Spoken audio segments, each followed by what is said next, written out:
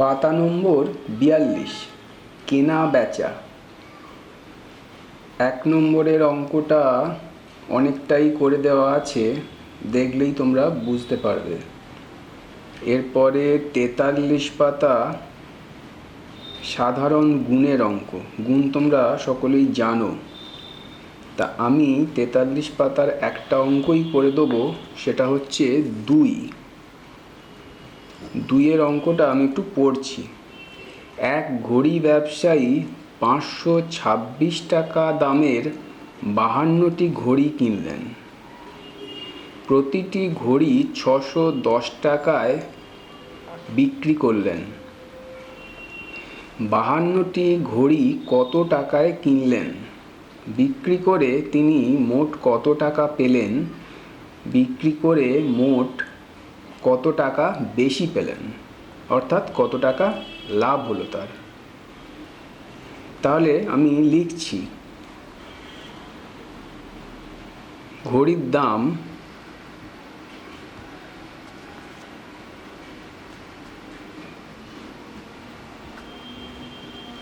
$526 টাকা।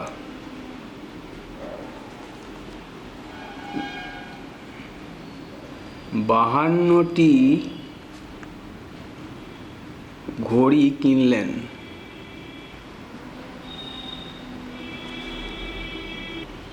তাহলে তিনি মোট ঘড়ি কিনলেন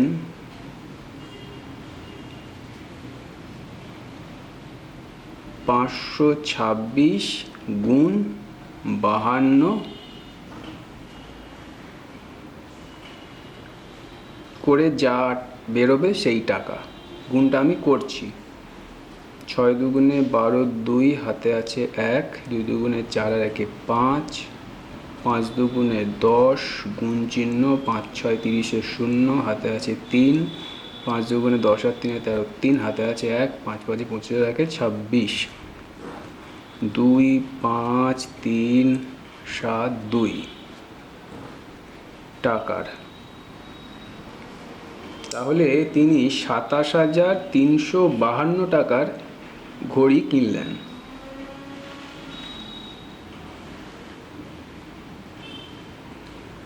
এইবারে প্রতিটি ঘড়ি 610 টাকায় বিক্রি করলেন।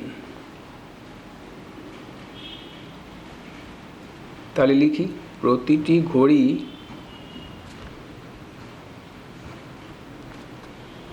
610 টাকায় বিক্রি করলেন।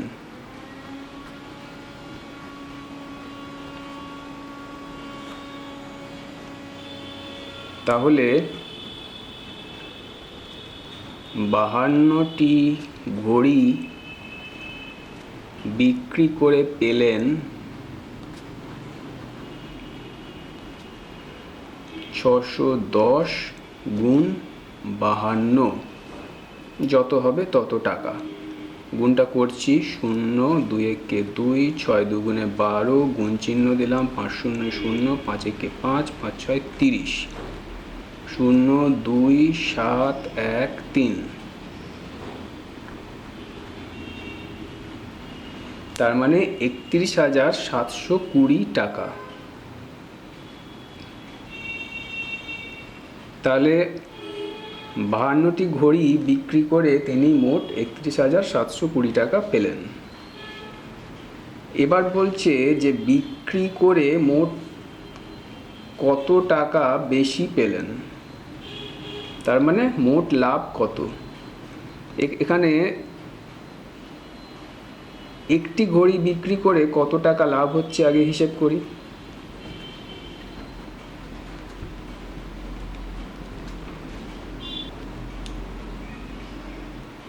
একটি ঘড়ি বিক্রি করে লাভ হয় 610 বিয়োগ 526 টাকা, সমান, বিয়োগটা পাশে পাশে করছি, 4 4 5 6 7 8 9 10 11, 8 টাকা। তাহলে 52টি ঘড়ি বিক্রি করে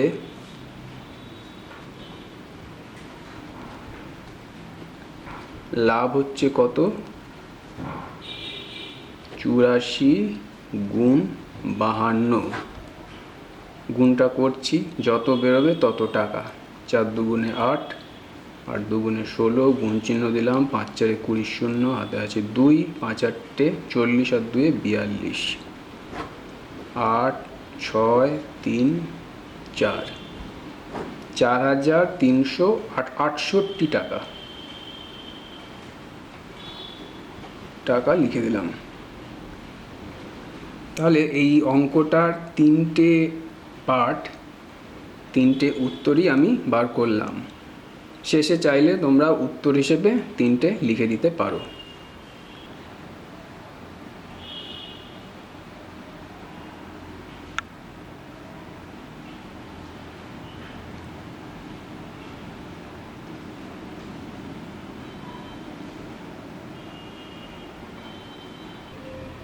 এইবারে দেখো পাতা নম্বর 44 পাতাতে খুব সাধারণ ভাগের অঙ্ক কয়েকটা দেওয়া আছে, এগুলো তোমরা পারবে।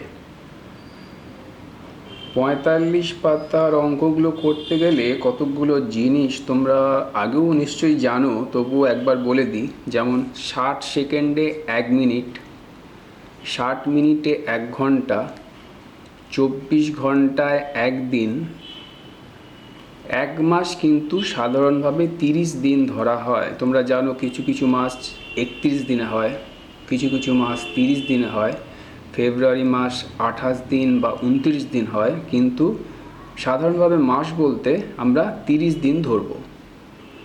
আর 12 মাসে 1 বছর, এটা তোমরা নিশ্চয়ই জানো। আর 365 দিনে 1 বছর। লিপ ইয়ারের ক্ষেত্রে তোমরা জানো যে 366 দিন হয় 1 বছরে, কিন্তু সাধারণভাবে 1 বছর বলতে আমরা কিন্তু 365 দিন ধরব। তা এই কতকগুলো জিনিস জানলেই 45 পাতার অঙ্কগুলো করতে পারবে। তা আমি 45 পাতার একটা অঙ্কই করে দেবো, সেটা হলো 5। 45 পাতার 5-এর অঙ্কটা দেখো। দেবব্রতবাবু তার 6 মাসের আয় দিয়ে 7 মাসের খরচ চালান। তার মাসিক খরচ 12,270 টাকা হলে মাসিক আয় কত? তার মানে আমরা প্রত্যেক মাসে খরচ কিন্তু জানি 12,270 টাকা। 7 মাসের খরচ, ওইটাকে 7 দিয়ে গুণ করলেই পেয়ে যাব। 7 দিয়ে গুণ করলে যেটা আমি পাবো সেটা হচ্ছে আবার 6 মাসের আয়। তাহলে 7 দিয়ে গুণ করে যেটা আমি পাবো সেইটাকে যদি 6 দিয়ে ভাগ করি তাহলেই আমরা প্রত্যেক মাসের আয় পেয়ে যাব। এই হলো অঙ্কটা। তাহলে আমি লিখছি, দেবব্রতবাবুর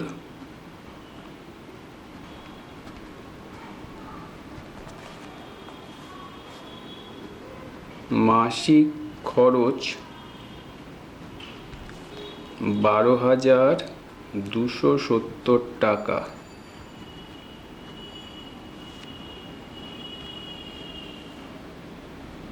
তার 7 মাসের খরচ 12,270 গুণিত 7, 0 7 7 49, 9 হাতে আছে 4, 7 দুগুণে 14, 15 17 18, 8 হাতে আছে 1, 7 দুগুণে 14 আর 1 15, 5 হাতে আছে 1, 7 1 7 আর 1 8 টাকা। 85,890 টাকা। এই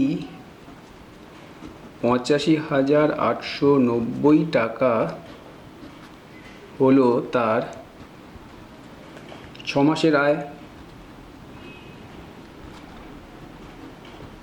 এটাই দেওয়া আছে। তাহলে তার প্রত্যেক মাসের আয়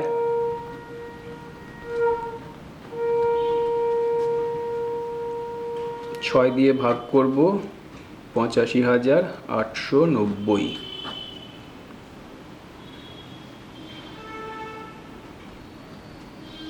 6 2 10 5 25, 4 6 24, 1 10 আর 18, 3 6 18, 9 নামলো, 6 1 6, 30, 5 6 30।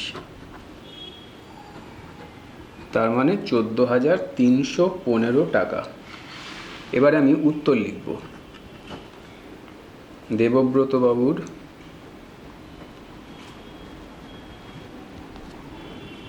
মাসিক আয় 14,315 টাকা। এই হলো আমার উত্তর।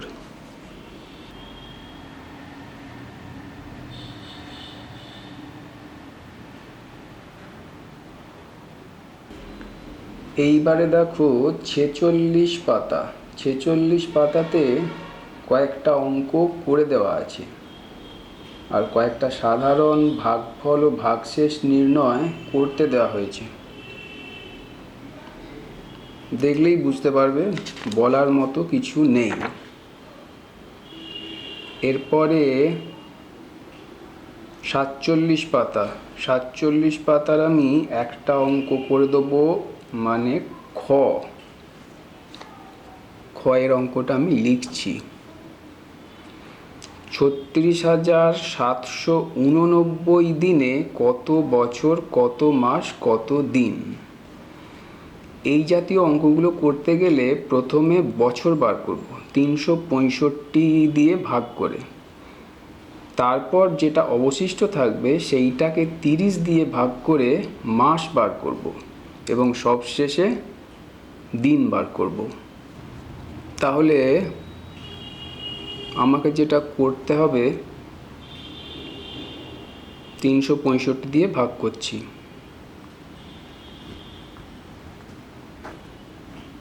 36,789।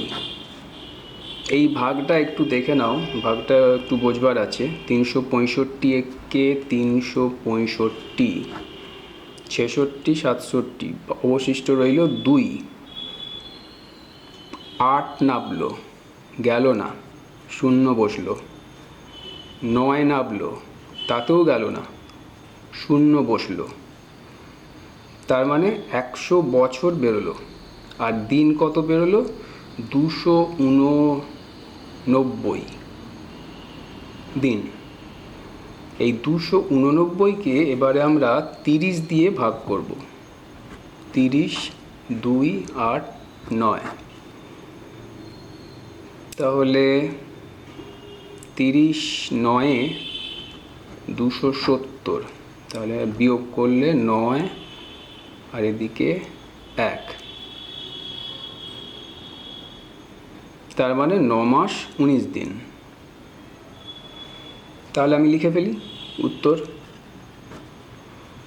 36,789 দিনে 100 বছর 9 মাস 19 দিন। এই হলো আমার উত্তর। দেখিয়ে দিচ্ছি কি করলাম।